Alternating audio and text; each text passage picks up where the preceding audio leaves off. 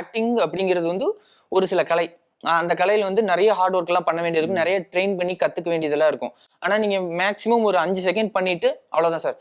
அவங்கெல்லாம் வந்து பாத்தீங்கன்னா 7 டேக் எடுப்பாங்க. நான் ஒரே டேக்ல எடுத்துக்கிறேன் அப்படின்னு எல்லாம் நீங்க சொல்றீங்களே, அது உங்களுக்கே வந்து அது உறுத்தலையா? சில விஷயங்கள்லாம் அப்படி பண்றப்ப, ஒரு பக்கம் வந்து பாத்தீங்கன்னா, கொஞ்சம் சங்கடத்தை ஏற்படுத்துது சார். ம், என்ன விஷயம் அப்படின்னு பாத்தீங்கன்னா, நம்ம வந்து திடீர்னு வந்து கேமரா முன்னாடி நடிக்க வரேன்னு வரல. ம், கிட்டத்தட்ட 6வது படிக்கிறதுல இருந்து மைக்க பிடிச்சு ஸ்டேஜ் ஏறிட்டோம். ம், அப்ப இருந்து நடிச்சு காட்டுறோம். பலவிதமான பரிசுகள குமிச்சிட்டோம். அது மட்டும் இல்லாம, நெறைய என்னோட சர்டிஃபிகேட்லாம் ஷேர் பண்ணியிருப்பேன் சார். அது கூட Instagramல மில்லியன் வியூஸ் போயிருச்சு. இதையும் புரிஞ்சுக்கிறாம சில மக்கள் வந்து அநாகரிகமா பண்றப்ப, ஒரு சங்கடத்தை ஏற்படுத்துது சார். ஒரு டிஸ்கம்ஃபோர்ட்டா இருக்கு பார்க்குறப்ப. ஆரம்பத்திலேயே நான் வந்து டக்குனு ஒரு பெரிய நடிகர்ன்னு வரல.